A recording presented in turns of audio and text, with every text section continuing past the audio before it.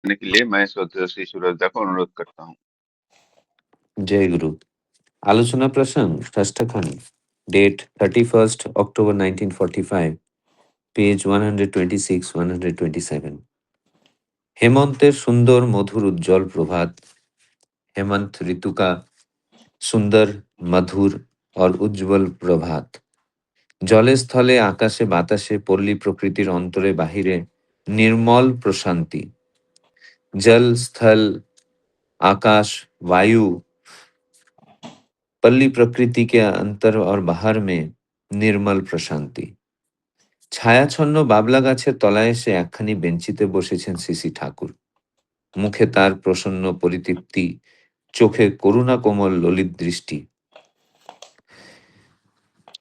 छांव से घिरा हुआ बाबला झाड़ के नीचे एक बेंच पर आकर सीसी ठाकुर जी बैठे हैं।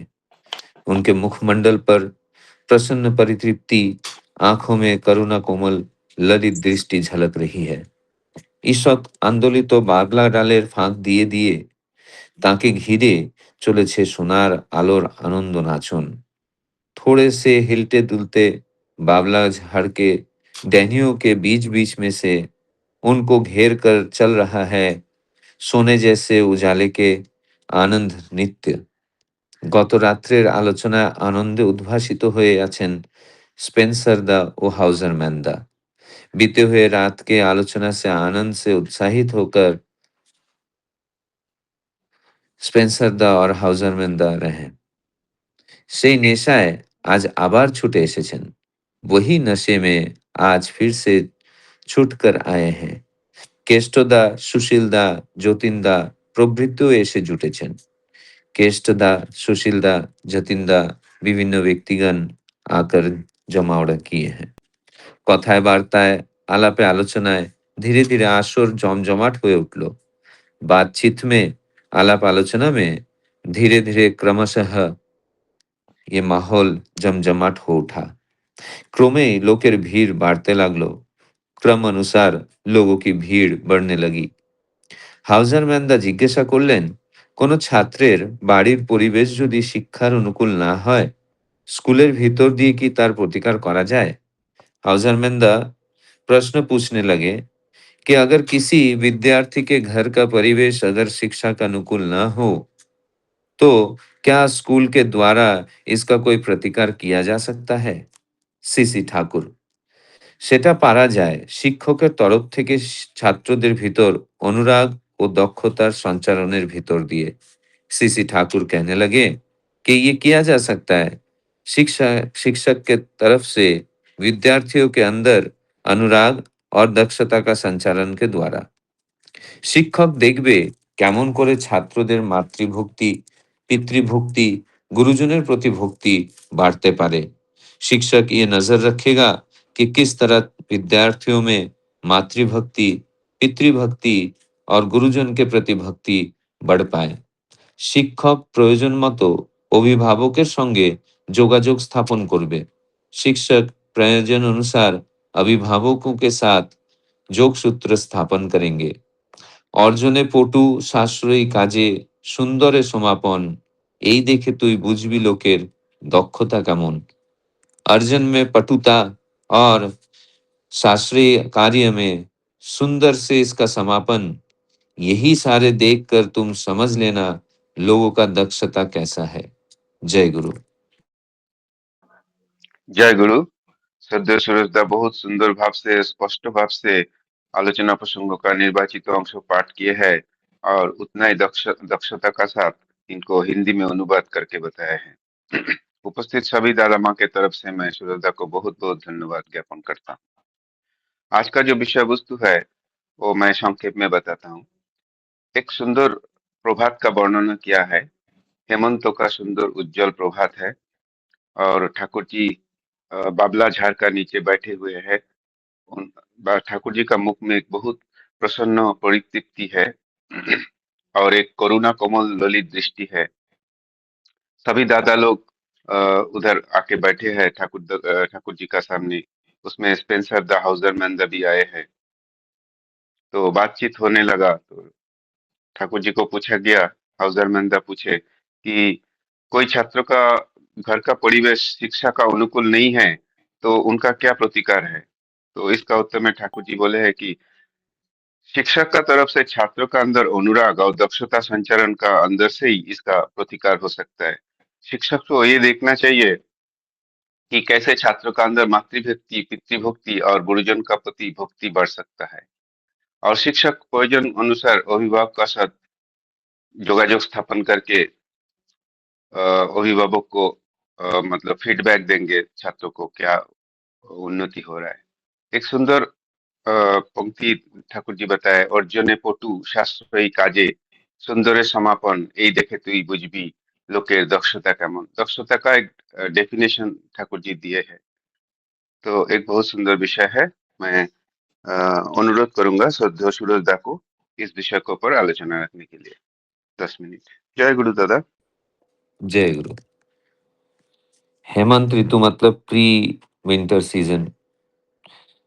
और प्री विंटर सीजन एक ऐसा सीजन होता है जहाँ पे पूरा धरती, प्रकृति बहुत सुंदर हो उठता है, क्योंकि ठीक उसी से पहले जो वर्षा ऋतु है वो आने की वजह से पूरा धरती एकदम सुंदर हो उठता है, चारों तरफ हरियाली रहती है।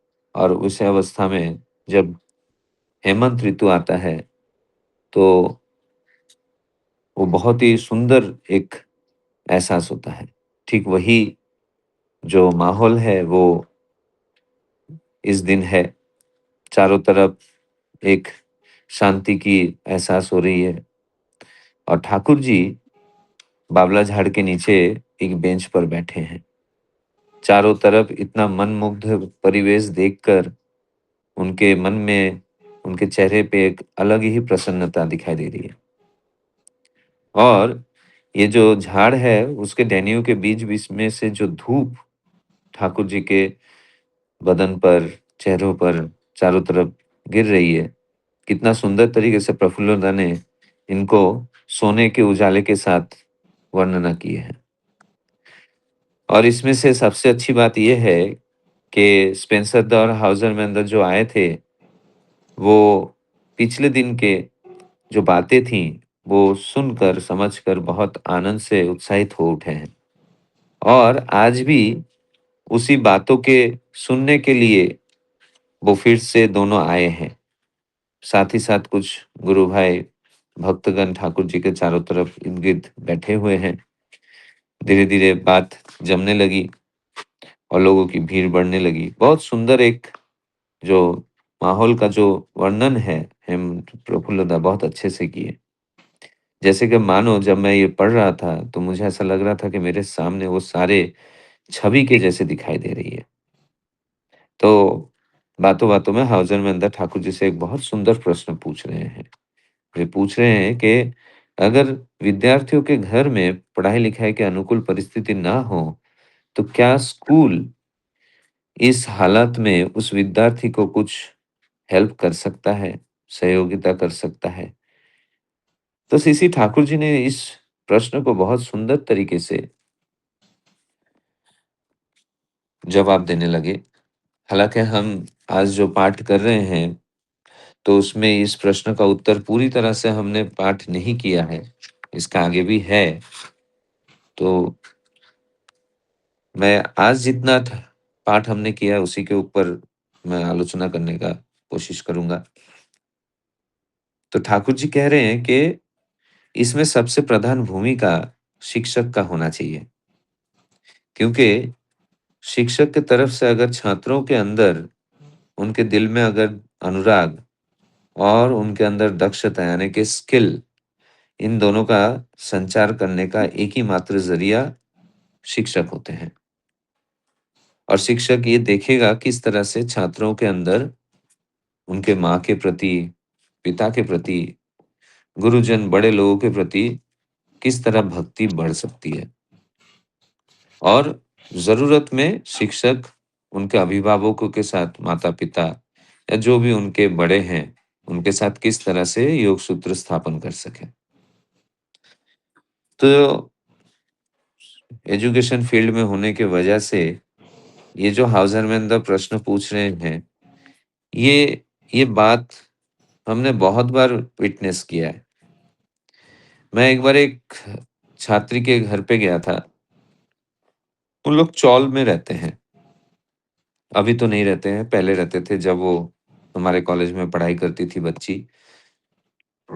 तो चौल में रहते थे। तो एक दिन मुझे बहुत दिनों से वो बोल रहे थे कि सर आप हमारे घर पे आइए, हमें अच्छा लगेगा।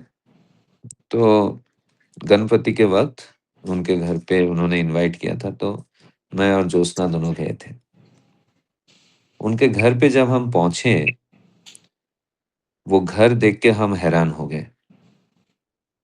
चॉल के अंदर एक ही रूम है बड़ा-सा, उसको डिवाइड किया है, जिसमें एक किचन है और हॉल रूम को ही मतलब बड़े रूम को ही एक तरफ से डिवाइड करके किचन है, दूसरा तरफ डिवाइड करके एक छोटा-सा बेड है और जितना बचा हुआ जगह है, वो जैसे हम हॉल रूम यूज़ करते हैं, वैसे वो। तो मतलब आप मान लीजिए कि 300 स्क्वायर फीट शायद से जगह होगा, उसमें 300 भी होना मुश्किल है। वहाँ पे 2 बहन, माता-पिता 4 जन रहते हैं। अब उसी में सोचिए पढ़ाई-लिखाई कैसे होगा? 2 बच्चे हैं, दोनों कॉलेज में हैं। तो मैं और ज्योत्सना देखकर बहुत हैरान हो गए। उस समय में एक शिक्षक होने के नाते हमारे अंदर उसके प्रति एक ऐसा भाव उदय हुआ कि हमने बोल दिया कि बेटा अगर तुम यहाँ पे पढ़ाई-लिखाई ठीक से नहीं होता है, तो तुम आ जाना कॉलेज में, मैं तुम्हारे पढ़ाई-लिखाई के लिए वहाँ पे उस जगह का बंदोबस्त कर दूँगा। अब ये भाव कब आता है? ये भाव आना, ये भी एक बहुत बड़ी बात है। वो कब आता है? जब आप उस अवस्था में ठाकुर जी जो बोले हैं, फेलो फीलिंग्स, इंटरेस्टेड, ये दोनों जब रहता है आपके सोचने में, समझने में, तो उस इंसान को आप अपना इंसान समझते हैं। हम दोनों उस हालात को देखकर हमें ऐसा महसूस हुआ कि अगर मेरी बेटी इस हालत में रहती, तो माँ-बाप होने के नाते हम क्या करते? तो जब हम इंटरेस्टेड होते हैं, तो हम लोगों के लिए हम बिलॉन्गिंगनेस आ जाता है कि ये मेरा है, ये मेरा इंसान है। तो मेरा इंसान होने के नाते मैं इस अवस्था में उसके लिए क्या कर सकता हूँ? तो इसलिए जो ठाकुर जी यहाँ पे बोल रहे हैं कि शिक्षक की तरफ से छात्रों के अंदर अनुराग और दक्षता ये दोनों का संचारण होना चाहिए। पहले ठाकुर जी अनुराग क्यों बोले? अब ये जो बच्चे को देखकर हम दोनों के मन में एक द्रवित भाव पैदा हुआ, तो जब मैंने और ज्योत्सना ने उसको ये बात बोला, तो उसका दिल को तो छू गया रहेगा। और उसके बाद जब वो आई कॉलेज में, उसको लाइब्रेरी में एक बैठने का जगह मैंने करके दिया। लाइब्रेरियंस के साथ बात करके मैंने उनको कहा कि ये बच्ची जभी भी आए इसको पढ़ाई करने के लिए मना मत करना। तो ये बात देखकर ये बच्ची को ऑब्वियसली हमारे लिए उसके मन में एक प्रेम भाव तो जगेगा कि ये सर ने, मैडम ने इतना सोचकर मुझे मेरे लिए इतना कुछ कर रहे हैं। जब ये बिहेवियर एक शिक्षक की तरफ से एक बच्चे के लिए आता है, तो उस बच्चे के मन में अनुराग पैदा होता है। वो तब ये सोचता है कि कोई अनजान व्यक्ति जो मेरे शिक्षक हैं, वो जब मेरे लिए इतना कुछ कर रहे हैं, तो मेरा एक नैतिक ज़िम्मेदारी है कि मैं उनके इस उम्मीद को मैं उस पे खड़ा उतरूँ। तो जब ये भाव आता है, अनुराग आता है, तो वो अपने अंदर जितने भी दक्षताएँ हैं, उसे इम्बाइब करने की कोशिश करते हैं। क्यों? क्योंकि वो खुद के लिए तब नहीं करता, तब वो मेरे लिए करता है। मेरे लिए मतलब मैंने जैसे उसके लिए अच्छा सोचा, तो मुझे खुश करने के चक्कर में वो अपने पढ़ाई पे ध्यान देते हैं और उसी के साथ-साथ जो स्किल है, वो सीखने लगता है। क्यों? क्योंकि वो तब एक शिक्षक को आइडलाइज़ कर रहा है।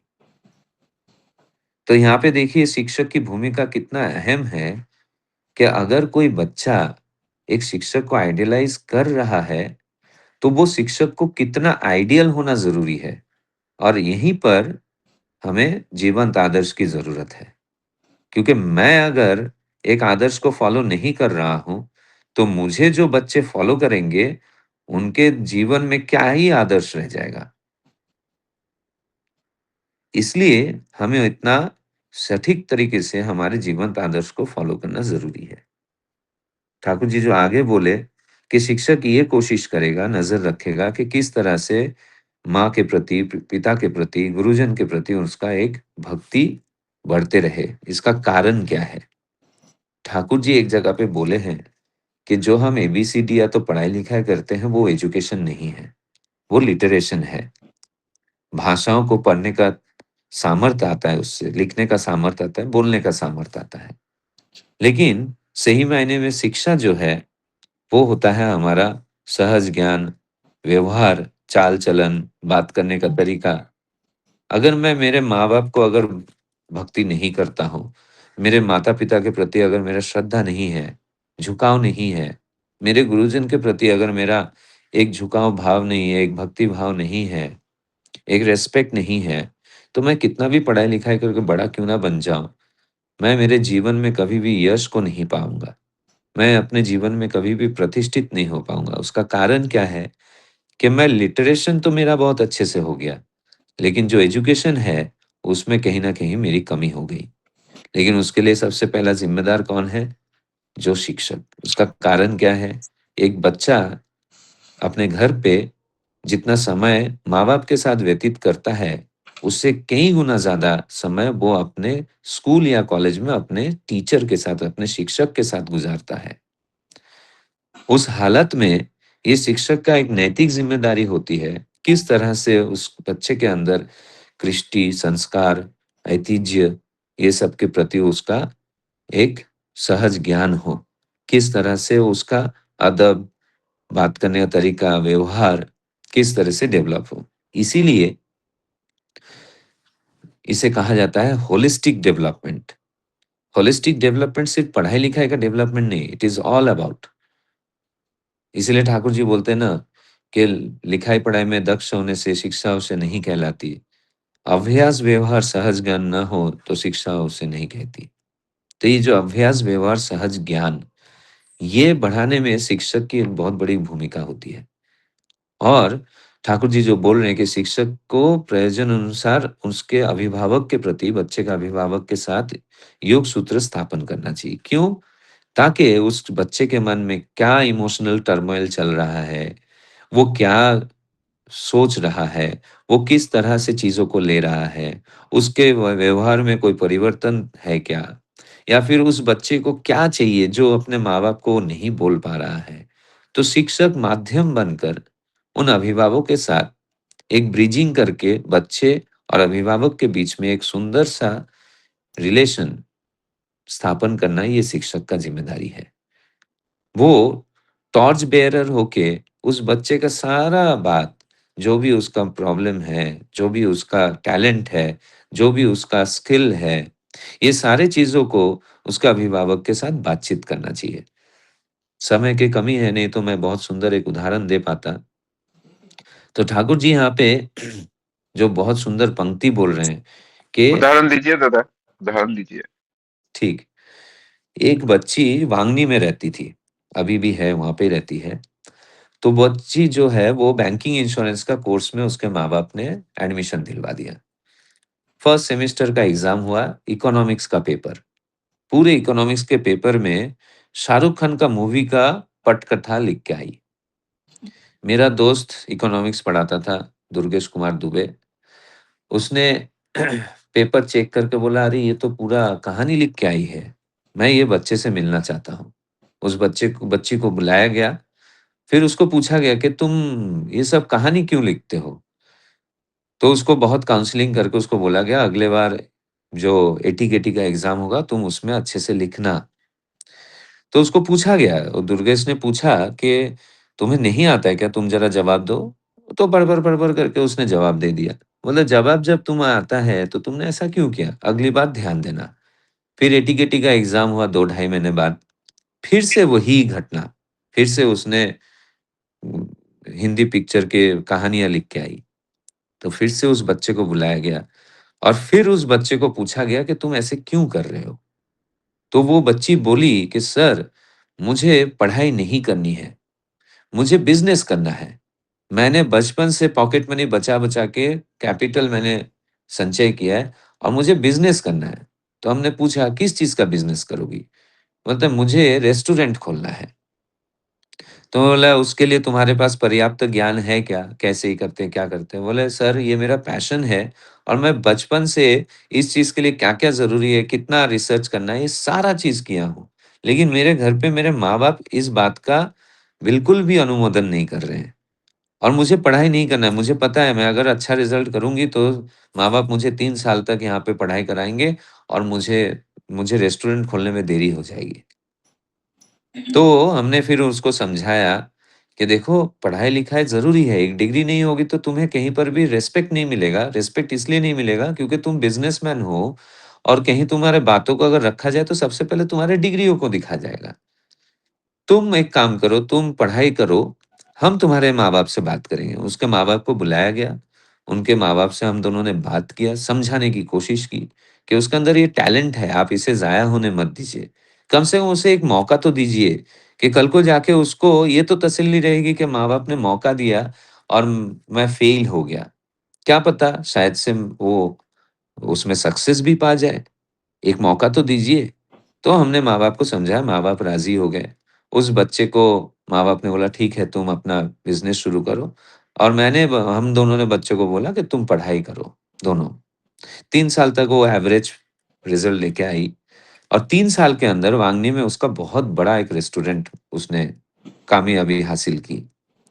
आज वो बहुत अच्छे से उस रेस्टोरेंट को चला रहा है। तो ये जो शिक्षक का प्रयोजन है अभिभावक के साथ योग सूत्र स्थापन करना, वो क्यों? वो इसलिए कि बच्चे के मन के अंदर क्या बात चल रहा है, उसके अंदर क्या टैलेंट है, जो शायद से माँ-बाप डर के वजह से कि पढ़ाई-लिखाई नहीं करेगा तो शायद से वो जीवन में सफल नहीं हो पाएगा। लेकिन ये शिक्षक को समझ में आता है कि उसके अंदर क्या टैलेंट है और उसे कैसे निखारा जा सकता है। तो यहाँ पे शिक्षक एक मूर्तिकार के जैसे काम करता है। और इसलिए योग सूत्र स्थापन करना बहुत ज़रूरी है। जो ठाकुर जी आगे जो पंक्तियाँ बोल रहे हैं कि अर्जन में पटु मतलब अर्निंग में बहुत इंटेलेक्ट और इंटेलिजेंट और शास्त्रीय कार्य में मतलब कितने कम खर्चे में, कितने कम एफर्ट में बहुत अच्छा काम हो सके और उसे सुंदर तरीके से समापन करना मतलब उस काम को बहुत सुंदर और सटीक तरीके से अंजाम देना। ये 3 चीज़ अगर किसी व्यक्ति के अंदर है या कितना है, वो देखकर हम समझ सकते हैं कि उस व्यक्ति के अंदर कितनी स्किल है, कितनी दक्षताएँ हैं और उस तरीके से हम उस इंसान को शेप दे सकते हैं। यही बोलकर मैं मेरे वाणी को विराम करता हूँ। जय गुरु। जय गुरु। बहुत सुंदर आलोचना की है सत्य सूरज दा। अ, सूरज दा बहुत सुंदर प्रैक्टिकल एग्जाम्पल दिए हैं, दो दो एग्जाम्पल दिए हैं और अ, एक छात्रों का मतलब उनका पितामाता का साथ योग सूत्र करना टीचर के लिए कितना जरूरी है, उन्होंने दादा ने बहुत सुंदर भाव से एक्सप्लेन किए हैं। मतलब स्टूडेंट का टैलेंट पहचानना बहुत जरूरी है। कोई जरूरी नहीं है कि एक स्टूडेंट हमेशा पढ़ाई लिखाई में ही अच्छा होगा, उसका दूसरा टैलेंट हो सकता है। तो शायद वो टैलेंट कोई समझ नहीं पा रहा है, तो टीचर का रिस्पॉन्सिबिलिटी वही है, उसका टैलेंट समझ के उसका माता पिता को कन्विंस करके उसी फील्ड में उसको आगे बढ़ाना। तो एक बहुत सुंदर आलोचना रखे है सत्य सूरज दा, बहुत सुंदर लगा। अभी मैं अनुरोध करूंगा श्रद्धेय श्रीमती स्मिता साहू माँ को आलोचना रखने के लिए। श्रद्धेय श्रीमती स्मिता साहू माँ। अ, जय गुरु, सभी को मेरा जय गुरु। जय गुरु। आज का टॉपिक तो दादा ने जब शुरू किया डिस्कस करना तो ठाकुर जी के बारे में वो जो एनवायरनमेंट था वो बहुत ही सुंदर सा डिस्क्रिप्शन है। और फिर ठाकुर ठाकुर और जो वहाँ पे हाउसरमैन दा और स्पेंसर दा है, उन्होंने जो लास्ट डिस्कशन के अभी भी उनके माइंड में वो इम्पैक्ट है, तो सब लोग बहुत ही खुश हैं, ठाकुर भी बहुत खुश हैं। और डिस्कशन जो है वो एजुकेशन पे चल रहा है और आज दादा सूरज दा ने बहुत ही प्रैक्टिकल एग्जांपल्स के साथ बहुत बढ़िया तरीके से समझाया है।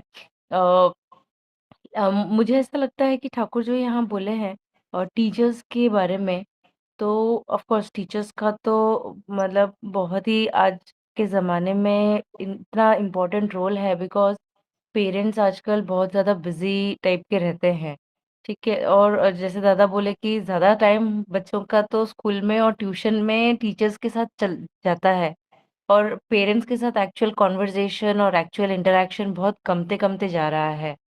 तो टीचर्स का इम्पोर्टेंस है, बट उसके साथ-साथ हम सब भी बच्चों के लाइफ में एक टीचर है। मदर, फादर, फ्रेंड्स, हम सब जो है एक तरीके के शिक्षक हैं एक बच्चे के लाइफ में।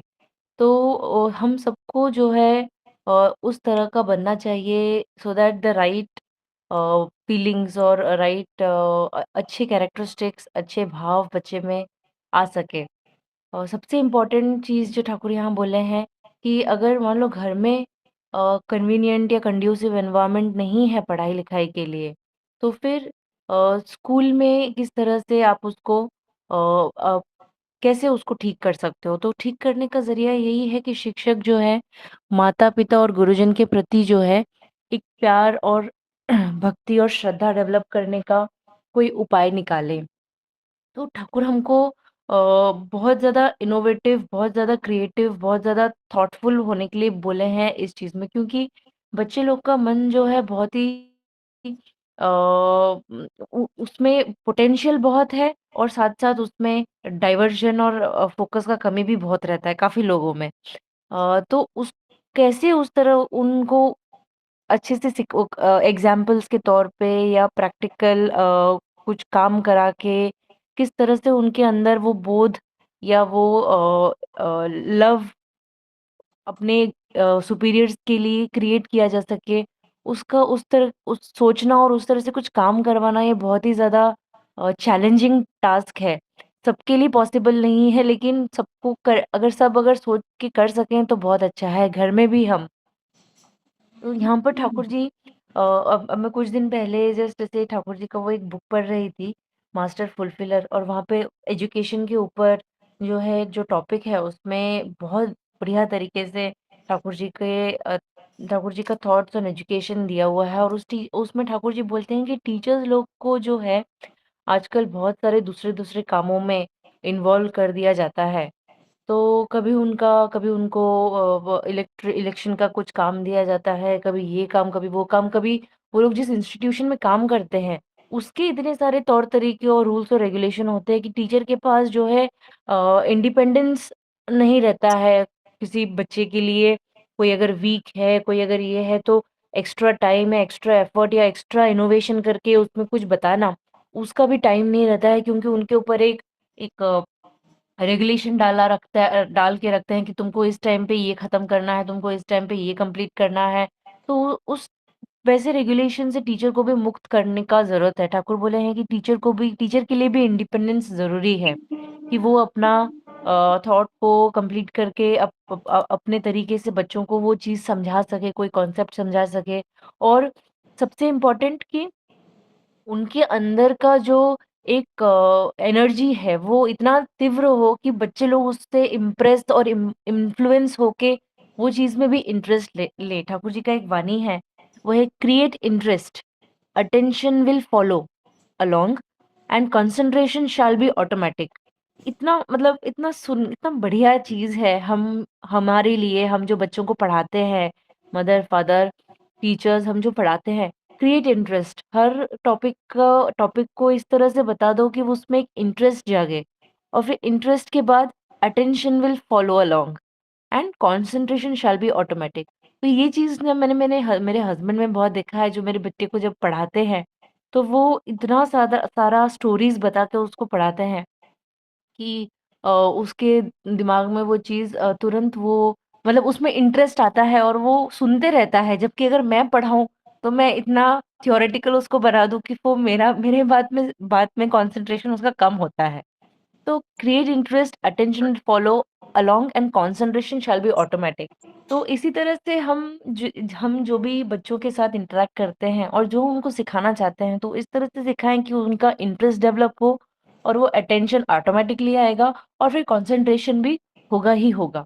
लेकिन उसके लिए अपने आप को उस तरीके का बनाना भी बहुत ज़रूरी है। उतना पेशेंस आना ज़रूरी है, उतना थॉट्स आना ज़रूरी है, उतना उतना उतना क्या उसको बोलते हैं एनालिसिस ज़रूरी है कि मैं क्या करूँ, क्या करूँ, क्या करूँ? वो सोचना ज़रूरी है। तो वो भी वो एक है वो ज वहाँ पर हम लोग के डेवलपमेंट का बात आता है कि हम कितने जो है इस चीज़ में इन्वॉल्व्ड है और हम कितने आइडियल सेंट्रिक होके अपने कितना हम लोग वो कैरेक्टरिस्टिक या वो एक क्वालिटी को बढ़ाते हैं। तो इन सब का सॉल्यूशन जो है, वो सारा घूम फिर के यही आता है कि हम जो है ठाकुर जी को एक हमारे लाइफ में हम लोग ने ठाकुर जी को कितने आदर्श के ठाकुर जी का जो प्रिंसिपल्स है, उसको कितना अच्छे से फॉलो कर रहे हैं। क्योंकि जब हम फॉलो करेंगे तो ऑटोमेटिकली हमारे अंदर वो एक पुल भी डेवलप होगा जो और वो आइडियाज भी आएंगे क्योंकि ठाकुर बोल रहे हैं कि जब हम लोग कोई फॉर एग्जांपल कोई प्रॉब्लम है उस पर जब हम लोग मेडिटेशन करते हैं तो धीरे धीरे धीरे धीरे उस आज्ञा चक्र में फोकस करते करते वो सॉल्यूशंस भी हमको हमारे दिमाग में आने लगते हैं। फिर एक और अच्छा वाणी भी ठाकुर जी दिए बोले हैं, where teachers cannot create energetic role of learning imparting their active loving conduct characteristics and behavior, it is not a school, rather you may call it club। तो यहाँ पर वापस से ठाकुर जी बोले हैं टीचर्स के अंदर एक टीचर्स को बच्चों के अंदर एक एनर्जेटिक लॉल ऑफ लर्निंग एक शिक्षा प्राप्त करने का या कुछ नॉलेज प्राप्त करने का या सोचने का एक स्पार्क डेवलप करवा के देना मतलब उनको आना चाहिए। And then they should impart their active loving conduct and characteristics and behaviour. तो स्वयं अगर टीचर ही अपने कैरेक्टरिस्टिक्स और कंडक्ट में ही डिफॉल्ट करते रहें तो फिर वो कैसे अपने कंडक्ट और कैरेक्टरिस्टिक को उसमें इम्पार्ट करेंगे। आज मुझे जब मेरा बेटा जिस स्कूल में है वहाँ पर एक टीचर हैं जो दीक्षित हैं। जब मैंने सुना ये चीज़ राहुल श्रीवास्तव दा की वाइफ नम्रता श्रीवास्तव माँ, वो वहाँ पे मैथ्स पढ़ाती हैं।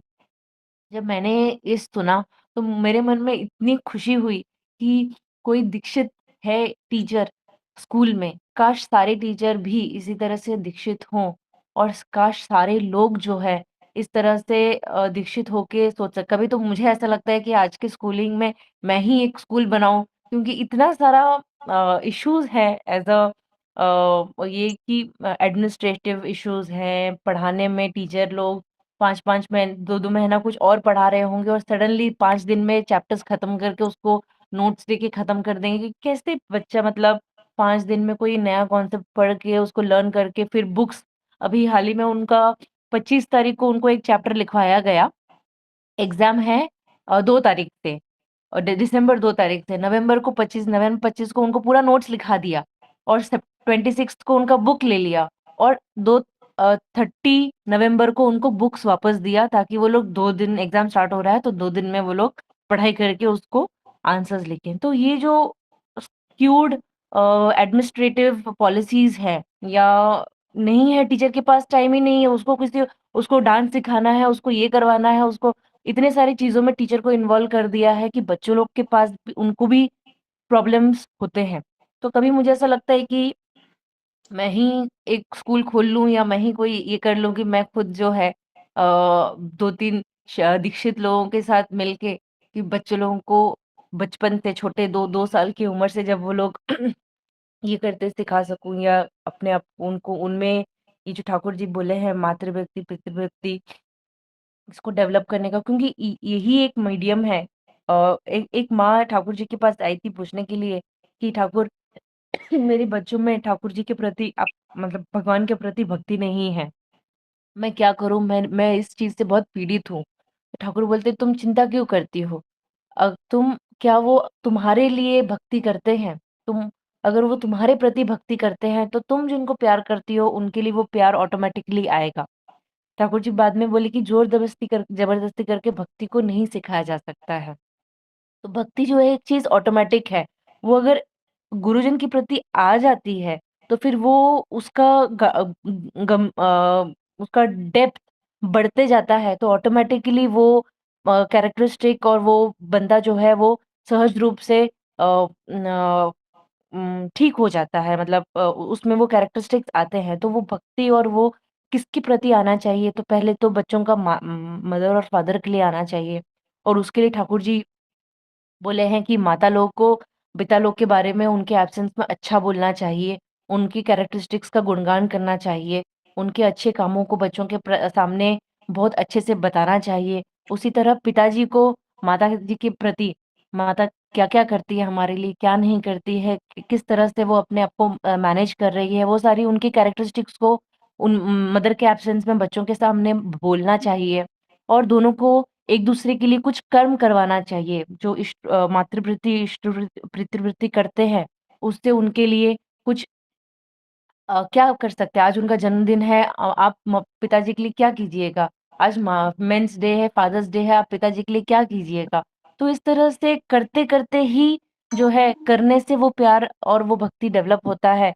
तो वो चीज़ को डेवलप करवा के अगर हम लोग बच्चों में भक्ति ला सकें, तो automatically over a period of time जब वो लोग के लाइफ में गुरुजी, ठाकुर जी का दीक्षा होगा, या अगर वो अदीक्षित परिवार से भी है, तो एक जनरल एक भक्ति, एक सुपीरियॉरिटी, एक अच्छे किसी इंसान के लिए, एक उच्च इष्ट के लिए या सुपीरियर क्वालिटीज़ के लिए एक इंक्लिनेशन रहेगा।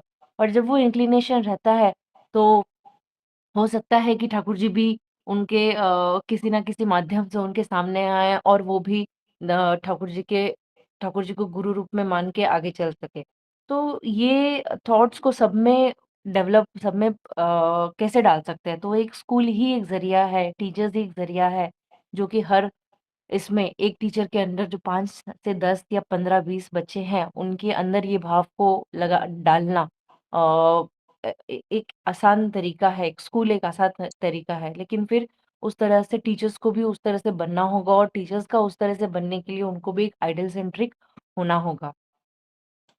तो आज के इसमें ठाकुर जी वही बोले हैं कि अगर घर में वो सुविधा नहीं है, तो टीचर्स लोग का नेचर, उनका क्वालिटी, उनका नेचर, उनका characteristic should act as an inspiration for the kids when they are in the school, and उसके बाद फिर वो लोग टीचर्स लोग इतने इन्वॉल्व हों कि अगर माता-पिता के साथ अगर डिस्कस करके उसका कहाँ पर उस फ़ॉल्टर कर रहा है, कहाँ पर अच्छा है, कहाँ पर स्ट्रॉन्ग है, ये सारी चीज़ डिस्कस करके उसके बेटरमेंट के लिए भी काम कर सकते हैं। कभी-कभी क्या होता है कि बच्चे लोग बहुत सारी चीज़ें माता-पिता से शेयर नहीं करते, फ्रेंड से शेयर करते। तो क्या टीचर्स वैसे हो सकते हैं कि वो उनके जब उनके लिए उनका एक अट्रैक्शन हो, या एक लव हो, या रिस्पेक्ट और रिगार्ड हो, तो फिर वो कभी-कभी टीचर्स को भी ये चीज़ बोलते हैं। जैसे मेरे बच्चे के स्कूल में एक टीचर थी, साइली मैम। वो इसी तरह से बहुत बहुत ज़्यादा सारे बच्चों के लिए